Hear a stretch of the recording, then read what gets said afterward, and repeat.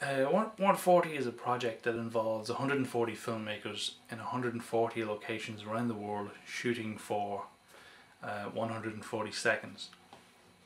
140 comes from Twitter, which is where the inspiration for the project came from, in that, you know, the limit for each message is 140 characters. So I went with that, and kind of from there everything kind of grew. I came up with the idea one sleepless night when I just signed up for Twitter, and I was kind of in two minds about it. I was kind of addicted to it in that I was posting, you know, these little messages as you do, and at the same time I was kind of thinking like, this is kind of a waste of time, and it's just a distraction from writing scripts or trying to get the next film made or editing the film I was working on. But then I started to think, you know, could I use it to make a film, and how could I actually do that? How could I use this as a tool rather than a distraction? So this one particular night I thought, well, once you have followers you can communicate messages very quickly to a lot of people, so I thought that would be a good way to synchronize people.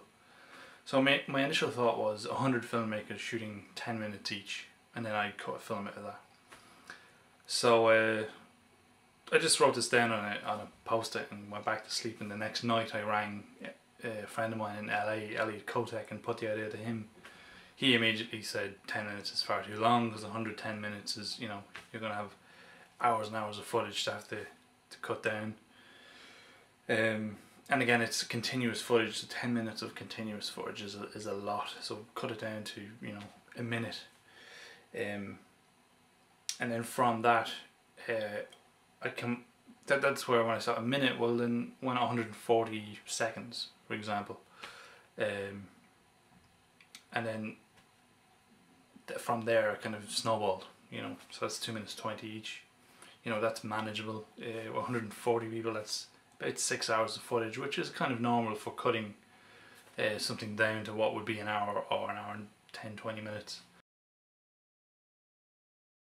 The theme of connection was the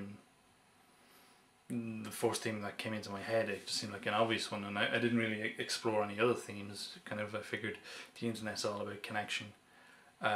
This project is about being connected to each other over the internet.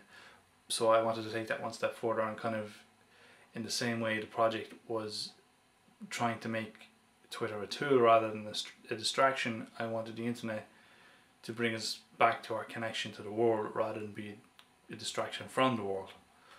So the theme connection, and what connects you to your home. So basically asking people to look away from their computers and look back outside to what connects them to their home.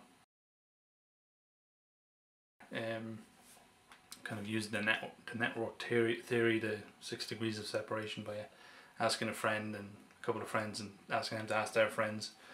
That probably, I mean, got about 20% of the filmmakers, and the rest was through articles like on Paste magazine, an article in Brazil which kind of had hundreds of people from Brazil emailing me, which was kind of a scary morning when I woke up and found my inbox completely full. But it was great because it meant people really connected with the idea very quickly. What happened is I put the idea out and I got maybe 20-30 filmmakers on board, and then it kind of, with production of my short film, it kind of died down for a few weeks. So when the short film was finished and edited, I said, right, I have to get 140. It was actually my wife who said, I was kind of thinking, like, am I going to get this film made? Will it be made by the end of the year? My wife said, like, you should, you know, you've put it out there, people are interested in it, you should give it your all and just go for it and let this be our next project. So I did, and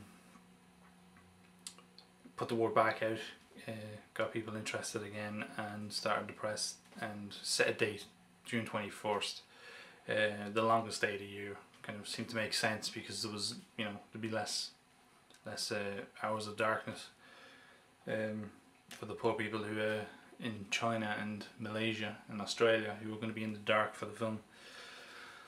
Apologies to them.